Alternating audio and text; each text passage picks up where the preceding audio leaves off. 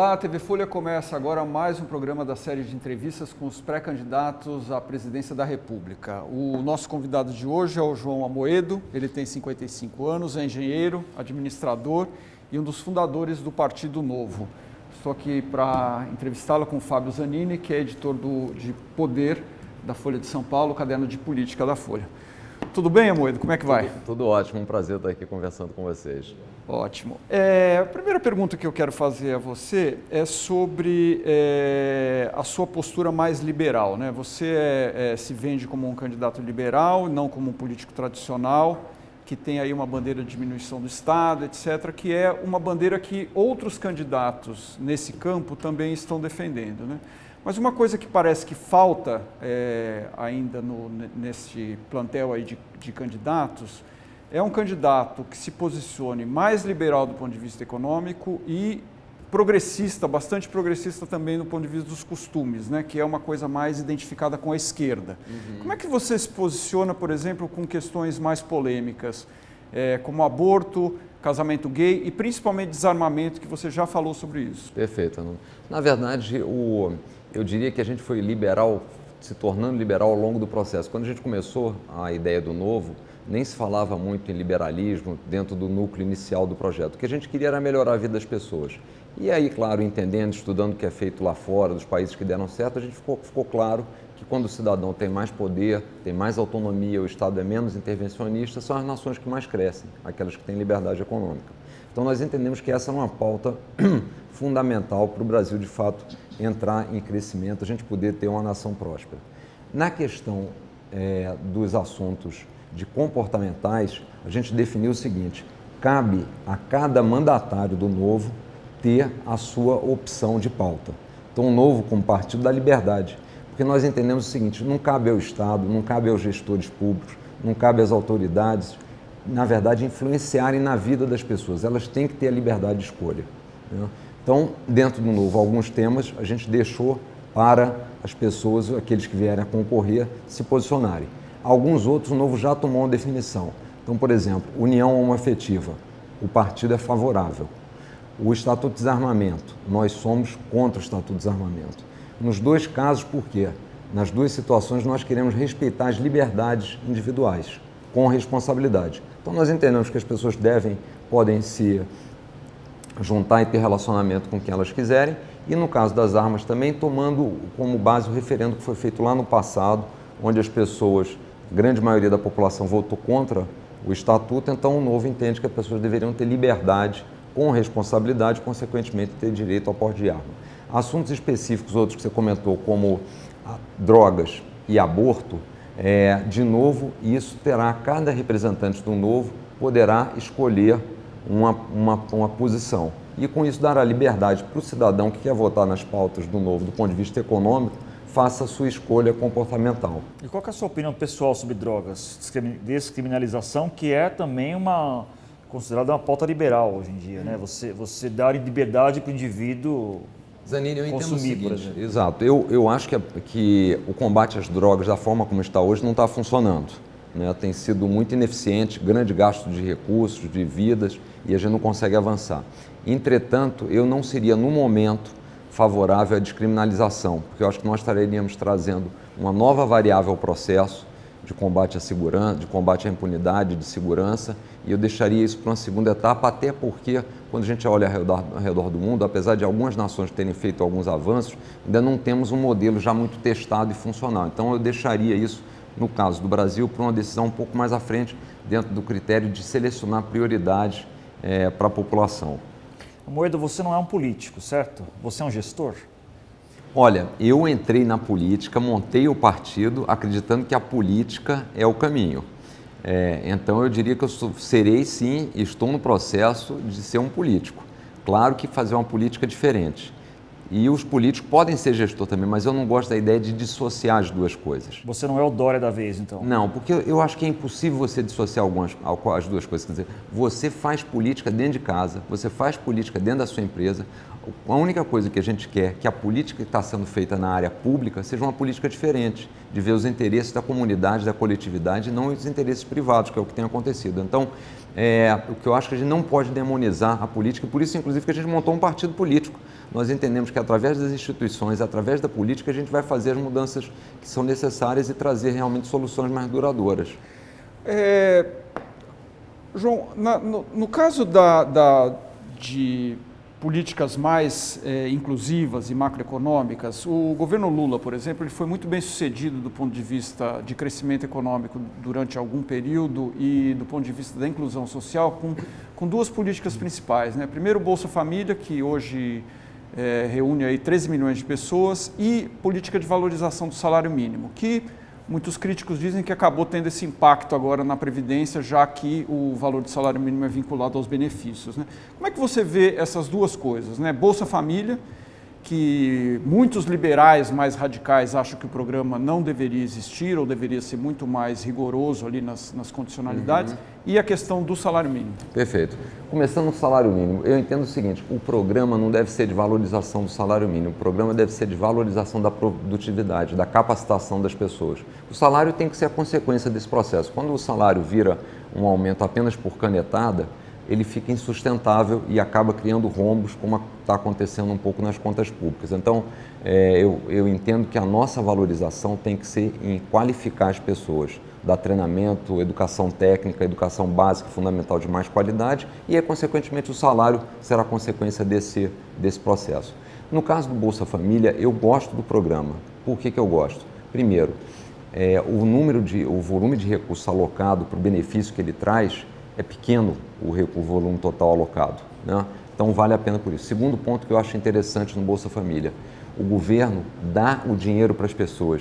Ele não foi, por exemplo, fazer construção de supermercados para resolver o problema de alimentação e fazer uma rede de supermercados popular onde as pessoas pudessem ir lá e comprar sem ter que pagar, fosse tudo subsidiado, porque isso envolveria construir supermercado, contratar o caixa, comprar alimentos. Chamar uma empreiteira. Fazer uma licitação para comprar. Quer dizer, a chance de ter um ambiente muito mais propício à corrupção seria enorme. O que ele fez? Ele deu o dinheiro para a pessoa vai na rede privada, na vendinha e compra. Então, dessa forma, ele é muito mais eficaz. O que a gente tem que só trabalhar é, de fato, para tirar as pessoas desse processo, né? Para realmente torná-los cidadãos efetivos, fazer com que eles não necessitem mais de um programa de auxílio. Então, nessa linha que a gente deveria trabalhar. E comemorar, de novo, eu sempre gosto de falar isso, comemorar a quantidade de pessoas que saem do programa e não a quantidade de pessoas que entram no programa, né? Amoedo, você se apresenta como o Novo, né? Obviamente, até porque você tem um partido chamado Partido Novo que você construiu, registrou, etc. Agora está cheio de candidatos dizendo que também são o Novo. Como é que fica isso? Você vai processar esse pessoal por plágio, direitos autorais, copyright? Quem que é o Novo nesse... Olha, eu acho Por que você é o Novo e não eles? Fábio, eu acho que essa pergunta é muito boa, porque o Novo não pode ser só um nome diferente. O Novo tem que ser um conjunto de coisas. Tem que ser um nome novo, posturas novas e práticas novas.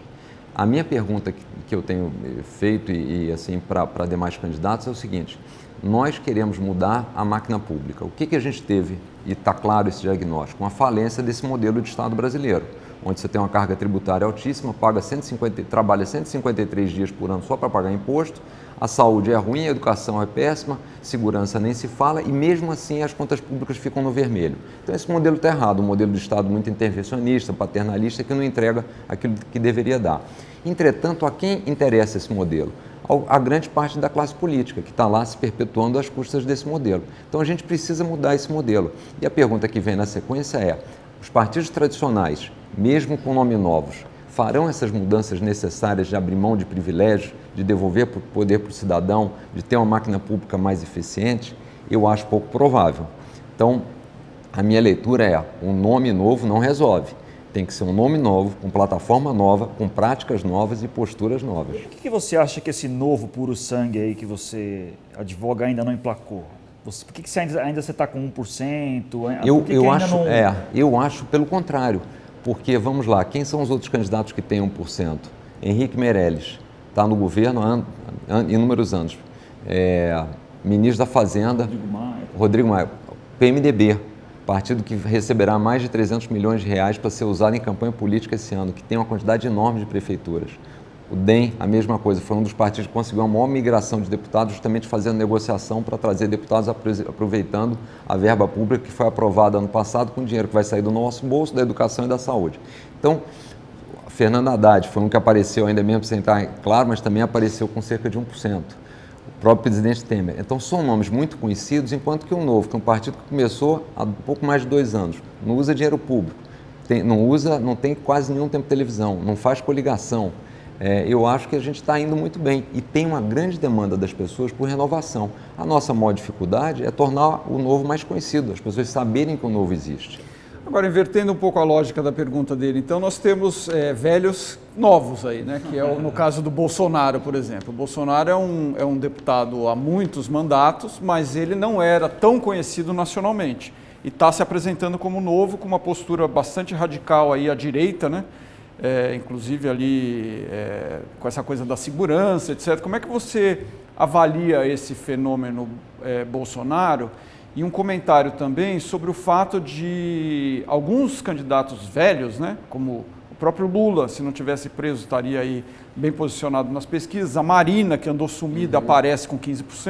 Como é que você vê aí esse comportamento do povo brasileiro, né, nesses casos? Né? Perfeito. Na minha análise tem um pouco de duas coisas. Tem um pouco do recall, quer dizer, são nomes que já vêm aí há muito tempo, quer dizer, tem um recall tanto Lula quanto a Marina de várias eleições passadas, então é natural que ainda muito distante da eleição esse seja um nome natural que vem à cabeça das pessoas ainda muito sem pensar sobre o assunto. E no caso do Bolsonaro, nós vivemos um momento de muita polarização na política, provocado aí pelo PT, principalmente, e essa polarização e uma irritação muito grande com a classe política, por tudo que foi mostrado pela Lava Jato, trouxe para a população um sentimento de revolta, o voto de revolta. E acho que o Bolsonaro capturou muito isso, basicamente pela postura, pelo posicionamento dele.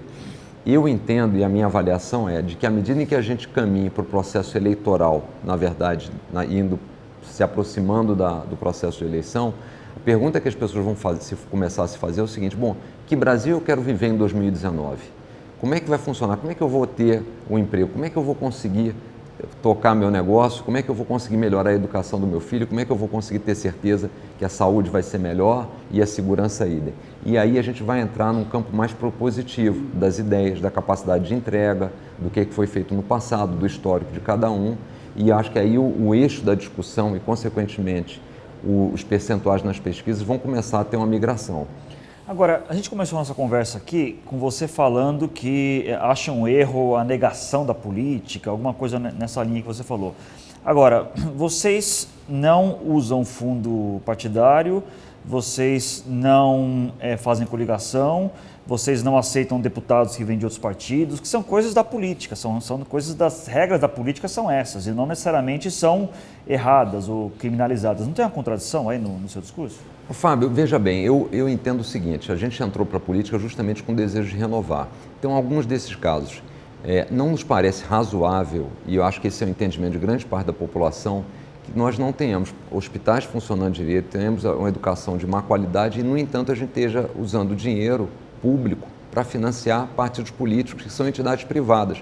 Lembrando que 40% do dinheiro desse fundo, desse novo fundo eleitoral que foi aprovado ano passado, irá justamente para os 4 partidos que estão mais envolvidos nas denúncias da Lava Jato. Quer dizer, não me parece ser ético, não me parece fazer sentido que dinheiro público vá para esses. Segundo, coligação nós não temos problema nenhum em fazer. Mas hoje, como é que é feita a coligação? Ela é feita baseada na divisão de tempo de televisão e não no que deveria ser o correto no nosso entendimento, que é quais são as ideias, quais são os princípios, temos pelo menos uma pauta em comum para que a gente se junte e faça essa defesa. Nessa linha nós não temos nada contra. E terceiro, políticos, a gente teve casos de conversar com alguns políticos, só que quando nós chegamos para esses políticos, dizemos o seguinte: olha, você é bem-vindo para o Novo desde que você compartilhe das nossas ideias, dos nossos princípios e dos nossos valores.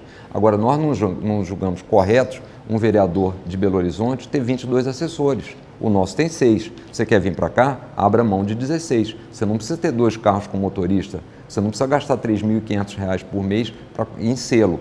Quando a gente chega e diz para o sujeito tudo isso, que você tem que abrir mão do assessor, que você tem que cuidar do dinheiro público, que você tem que ser fiel aos princípios e valores, e que você também não pode ter o diretório nas suas mãos, porque o diretório tem que fiscalizar o que você está fazendo na área pública, as pessoas têm a reação de dizer, mas assim eu não quero. Você espanta o pretendente. Mas é isso justamente que a gente precisa. Essa é a nova política que a gente quer, com pessoas que de fato nos representem, que entendem que o dinheiro do pagador de impostos é suado.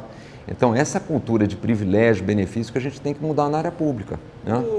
João, do ponto de vista mais conceitual, né, essa postura mais liberal que a gente está vendo em algumas candidaturas, inclusive a sua, é uma coisa muito aqui do que a gente chama de sul-maravilha, né? Rio de Janeiro, São Paulo, mais o sul do país, etc., que tem uma economia mais dinâmica, etc. Agora, quando a gente vai para o Nordeste, que é o segundo colégio eleitoral do Brasil, inclusive, a gente vê que ali a questão do Estado ela é muito forte, né? As pessoas são dependentes de programas públicos, elas são dependentes de saúde pública, segurança e educação, né? Como é que balanceia o discurso e com a realidade do Brasil, né? Onde essas regiões, Nordeste e Norte, menos dinâmicas do ponto de vista da economia, dependem mais do Estado, né? Dentro de um discurso liberal. Como é que você balanceia isso? Perfeito. E eu acho que esse ponto que você colocou é muito importante, porque é o seguinte, justamente essa dependência do Estado e esse peso tão grande do Estado é que está impedindo que essas outras regiões consigam produzir, consigam crescer. Quando a gente olha em qualquer lugar do mundo e faz uma correlação entre os países que têm mais liberdade econômica e aqueles que têm melhor qualidade de vida, maior renda per capita, tem uma associação direta. O que acontece no Brasil? O Brasil concentra poder em Brasília, dá, eu diria que, migalhas para os outros e não deixa que a gente cresça. As pessoas do Nordeste gostariam de empreender, gostariam de montar seu negócio, gostariam de poder trabalhar e não conseguem porque o Estado é muito pesado. Então, eu defendo muito a tese de que o Brasil não precisa do Estado porque ele é pobre. Ele é justamente o contrário. Nós, apesar de toda a riqueza natural que nós temos, de um povo empreendedor, de um povo trabalhador, de um povo criativo, a gente não consegue evoluir, não consegue ser um país rico, porque o Estado é muito grande. O Estado leva 5 meses do nosso trabalho, não entrega nada em troca, concentra privilégio. Quer dizer, essa dinâmica que a gente tem que montar. Agora, obviamente, quem está no Estado vai sempre vender a ideia de que não, olha, precisamos ter empresas estatais, precisamos ter o poder todo concentrado em Brasília e não nos estados e municípios, porque atende aos interesses de quem está lá. Então, é importante a gente explicar para a população que se eles tivessem mais liberdade, mais oportunidade, todos eles teriam uma qualidade de vida muito melhor. Essa é a tese que a gente defende e é isso que está provado em todo lugar do mundo. Amoedo, tem um aspecto interessante no partido, no funcionamento do partido, que vocês têm uma mecânica peculiar de funcionamento, né? Que ao recrutar filiados e candidatos, vocês fazem uma espécie de processo seletivo, tem entrevistas, tem vídeo, tem teste, etc. Te pergunto, isso funciona num partido? Quer dizer, isso talvez num centro acadêmico, num diretório estudantil, numa ONG, funcione, mas no partido político funciona? Essa lógica um pouco, não sei se dá para chamar de assembleísta, que a gente sempre viu na esquerda, você está aplicando agora? Na verdade, é uma lógica meritocrática. E eu acho que a melhor prova que funciona é que o outro modelo, que é trazer os puxadores de voto e, sem demérito, trazer os tiriricas da vida, trouxeram o Congresso que a gente tem, trouxeram a gestão pública que a gente tem. A meritocracia, a competência, a qualificação foi totalmente deixada de lado. E nós temos grande parte dos representantes que não nos representam, não conseguem implementar o que deveria ser feito na área pública. A gente tem muita ineficiência na área pública. Então, o que a gente pretende no novo? Dar oportunidade a qualquer pessoa ser candidato. Então, não tem forma mais democrática. Ele não precisa ser um puxador de votos, ele não precisa ter um amigo no partido, ele não precisa ter um conhecido. Ele simplesmente, se estiver alinhado com as ideias do novo e quiser se filiar, ele pode ser candidato, pode participar do processo seletivo. E nesse processo, o que você quer validar? Se aquela pessoa está alinhada com seus princípios, se ela tem competência para ir nos representar em Brasília. Porque no dia seguinte, e a gente vê muito isso no processo eleitoral, as pessoas escolhem os candidatos, a grande maioria dos partidos, pensando no desempenho eleitoral dele. Então, o sujeito tem um bom desempenho eleitoral, há 45 dias ele é ótimo. E os outros 4 anos? Que ele vai fazer as leis, que ele vai governar. Você vai aplicar essa lógica para formar teu ministério também? Certo. Por exemplo, você vai chamar os ministros, vai submeter eles a testes, entrevista, vídeo? Certamente a gente vai ver o currículo dessas pessoas, porque a gente não fará indicações políticas. Hoje, olha o cenário... Mas é realista isso, Amoedo? Você tem um ministério totalmente de técnicos no Brasil hoje? Eu acho que é bastante realista. É isso que a população quer. Como é que você governa com o Congresso, por exemplo? Como é que Eu acho que a gente tem que ter, a gente vai conversar com o Congresso, vai ter a negociação correta de colocar as pautas importantes. Agora, se no primeiro momento a gente achar que tem que colocar, a gente teve um exemplo agora, recentemente, estava vendo aqui, o presidente da Caixa saiu, foi ser ministro da Saúde. Então já é estranho que alguém que tenha competência para ser presidente da instituição financeira também consiga ser ministro da saúde. Alguma das duas coisas não vai funcionar muito bem. E para, na verdade, substituí-lo como presidente da Caixa, que é uma instituição financeira, o presidente Temer chamou um presidente de um partido político. Então, esse sistema é disfuncional. É esse sistema que está transformando o Brasil num grande pagador de impostos e com serviços de péssima qualidade. Então, a gente tem que mudar isso. A população já está ciente disso. É que a gente ficou refém dessa armadilha. Pois é, mas a gente está refém dessa armadilha, todo mundo concorda com isso, todo mundo critica o tal do presidencialismo de coalizão, mas como é que a gente sai disso, né? Porque todos os ex-presidentes, inclusive a Dilma Rousseff, o próprio Lula, o Fernando Henrique tinha um ministro da Justiça que era o Renan Calheiros. Exato. Exatamente. Não é? Quer dizer, o que todo mundo, alguns julgam de mais moderno, aí aquele governo, Tucano, etc., tinha um ministro da Justiça, Renan Calheiros. O Lula tinha ministros, a Dilma tinha o Edson Lobão. Como é que você governa hoje sem esses partidos, né? Sendo que, para aprovar qualquer mudança constitucional, são 3/5, para aprovar uma lei ordinária, também você precisa de maioria. Quer dizer, como é que se faz? Eu acho que não é tão difícil. Como é que se faz? Primeiro, tem que haver uma disposição das pessoas de quererem isso na prática e não só no discurso. Porque é muito bonito dizer, olha, eu vou fazer isso, vou fazer aquilo outro, vou ser liberal, vou reduzir isso, e na verdade quer continuar com os privilégios. Então, meu ponto, todos os partidos, todos os candidatos que estão dizendo que querem melhorar a eficiência do Estado, do governo, a primeira coisa que deveriam fazer é abrir mão de dinheiro público.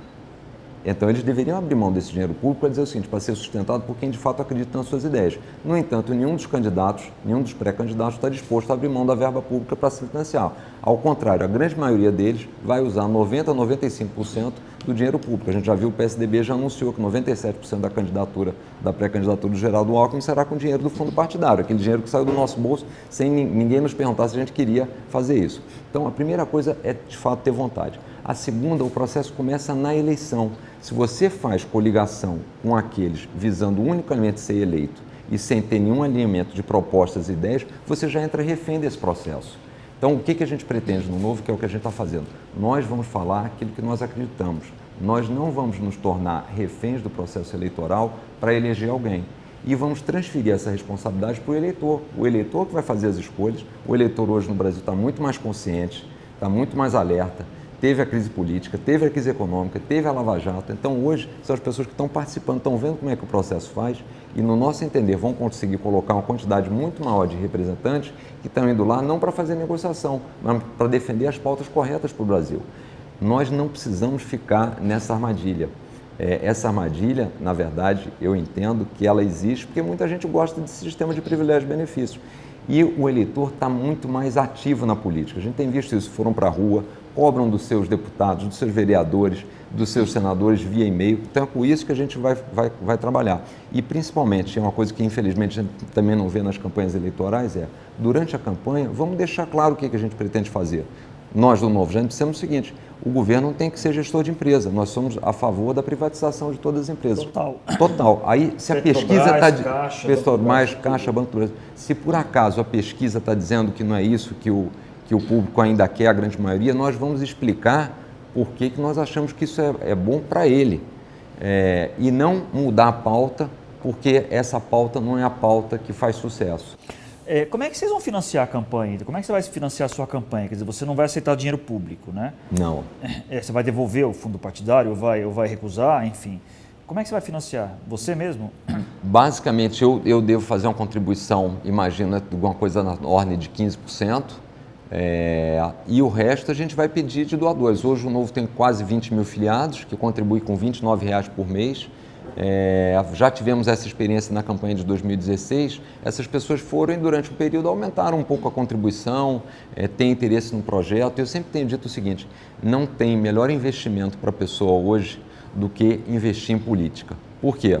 Isso significa uma melhor qualidade de vida para todos nós, a chance de você ter emprego, uma valorização do seu patrimônio, um país mais seguro para os seus filhos e netos. Então, a gente tem que fazer esse investimento. Pode ser a fundo perdido esse investimento aí, né? Mas se não fizer, aí que não tem chance mesmo. Você é favorável à volta do financiamento empresarial? Eu não tenho nada contra o financiamento empresarial, desde que ele tenha limites e tenha na verdade, uma cobrança muito grande se alguma coisa for feita errado. Tem uma punição exemplar nos casos, e a gente deveria também, nos casos onde há um relacionamento maior, ter limitações de fornecimento de alguns doadores para o governo. João, como o Zanini até lembrou aqui, na pesquisa Datafolha você aparece lá com 1% das intenções de voto. A gente tem um centro e mesmo esse espectro mais liberal aí bastante congestionado, né? Com vários candidatos, inclusive vários com o mesmo percentual aí que você. Tirando a sua volição aí da candidatura a presidente, como é que o que o senhor espera ter a partir de 2016 em termos de partido, né? Desculpe, 19. São 360 candidatos, não é isso, que estão sendo lançados para deputado, mas tem algumas expectativas de governo, né? O Bernardino, no Rio de Janeiro, pode participar. Como é que o senhor... O Schecker em São Paulo. O que o senhor espera em 2019 ter aí de consolidação do Partido Novo? Perfeito. A gente vai estar trabalhando duas linhas, né? 2 eixos. Um é, de fato, a consolidação do Novo. O Novo se tornar um partido muito mais conhecido. Isso, na prática, está acontecendo. O processo eleitoral ajuda, toda a exposição de todos esses candidatos ajuda muito a isso. Nós iremos lançar, como você comentou, cerca de 360, ainda está nesse processo final de seleção, mas cerca de 360 candidatos a deputado federal em 18 estados da federação, mais o Distrito Federal. E governadores em 4 estados, Minas, Rio Grande do Sul, São Paulo e Distrito Federal, e talvez o Rio de Janeiro, se o Bernardinho realmente se decidir a sair candidato pelo governo. Nesses estados a gente também lançará candidatos a deputado estadual, e a nossa expectativa é fazer uma bancada de 35 deputados estaduais, porque nós entendemos aqui no Congresso que a gente tem que mudar esse modelo de Estado que hoje não funciona e fazer várias dessas medidas que nós pensamos, que é um novo pacto federativo com maior poder para os municípios e estados, privatizar as empresas, reduzir a carga tributária e principalmente simplificar. Os impostos no Brasil hoje são uma complexidade enorme, quer dizer, aumentar a oportunidade para as pessoas, melhorar a educação básica. Então, uma série de coisas que dependem de pautas no Congresso. Então, a gente pretende estar atuando aí e sair dessa eleição, no final de 2018, como uma instituição muito mais conhecida e tendo crescido nesse processo. E onde vocês não tiverem candidatos a governador, vocês podem apoiar outros partidos? Podemos, Fábio, mas isso vai ser uma decisão no segundo momento. Vamos avaliar quem serão os candidatos e, assim, sempre dentro da ótica de apoiar aqueles que tenham os mesmos princípios e objetivos do Novo, se existirem, né? Então, a gente vai ter que avaliar em cada região se, de fato, vai haver essa alternativa ou não. A gente está chegando ao final do tempo aqui. Queria que você comentasse um pouco em relação às manifestações, né, que o Brasil tem visto aí desde 2013 para cá. Como é que você enxerga esse caldo aí geral, né? E agora temos aí o processo eleitoral com vários políticos tradicionais na frente do processo, né? Você acha que aquilo não vai dar naquilo? Quer dizer, não deu em nada? Onde é que vai desembocar isso, na opinião de vocês, que estão aí agora apresentando o que seria o novo, né? Exato. Eu, primeiro, acho que as manifestações foram muito positivas. Óbvio que em algumas delas pode ter havido um excesso ou outro, mas, no geral, foram muito positivas, porque mostrou que a população está engajada, participou, começou a ser muito mais ativa na política.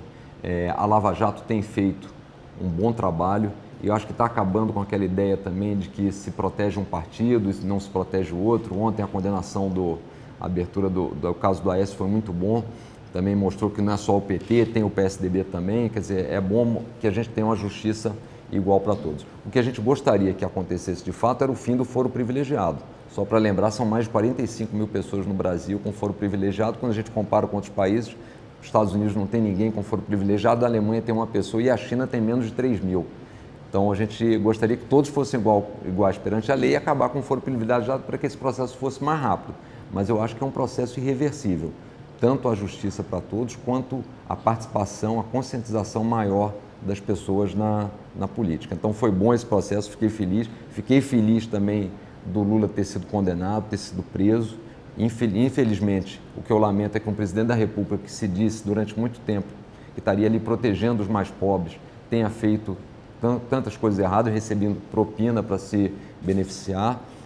Então a gente tem que acabar com essa impunidade, tem que trazer outro país, tem que trazer gente honesta, outros critérios, realmente dar o exemplo para a sociedade. Vou fazer uma pergunta final só. Você se define como um liberal, mas você se define como um libertário também? E quando eu falo libertário, eu estou me espelhando nos Estados Unidos, em que esse movimento libertário é muito forte. Lá os libertários, por exemplo, defendem até a extinção do Banco Central, né? Você chega nesse ponto aqui? Não, Fábio, eu defendo a independência do Banco Central. A gente quer trabalhar com a máquina pública bem menos enxuta. Até só para dar um exemplo, nós estamos trabalhando com a ideia de provavelmente ter somente 10 ministérios, reduzir bastante a quantidade de secretarias, ter uma administração mais enxuta, devolver poder para as pessoas terem mais autonomia, o Estado focar nas áreas essenciais, sair da gestão de empresas que ele não deveria estar, focar na educação básica, permitir que as pessoas tenham mais oportunidades, quer dizer, é isso que a gente precisa. E, de novo, começar dando exemplo dentro de casa. Acho que qualquer político que, de fato, quer fazer uma política nova, tem que começar dando exemplo dentro de casa, cortando privilégios, cortando benefício, acabando com o foro privilegiado, acabando com a aposentadoria depois que sair do mandato, uma série de benefícios que não faz o menor sentido existir e a população que está pagando essa conta. 10 ministérios sobraria o quê? Sobraria Itamaraty, os de Estado ali? Talvez saúde e educação? Enfim. Saúde, educação, a gente está detalhando, mas saúde, educação, infraestrutura, agricultura e meio fazenda, ambiente, obviamente, né? economia ou fazenda, relações internacionais, segurança, defesa, justiça. Então, dá para fazer. A gente tem um ministério inchado que foi a lógica, de novo, de colocar vários políticos e conseguir atender a quantidade enorme de partidos. Então, a gente tem que reverter essa lógica. Se a gente não reverter essa lógica, por isso que eu tenho dito que é importante não só o nome, mas as práticas, e saber de fato se esses partidos que estão lá hoje no poder estão dispostos a mudar isso, porque senão o que nós teremos, infelizmente, serão reformas única e exclusivamente para que esse modelo atual não entre em colapso. Mas a gente precisa ter reformas que, de fato, façam que o Brasil se transforme numa nação próspera, para que as pessoas possam sair da miséria.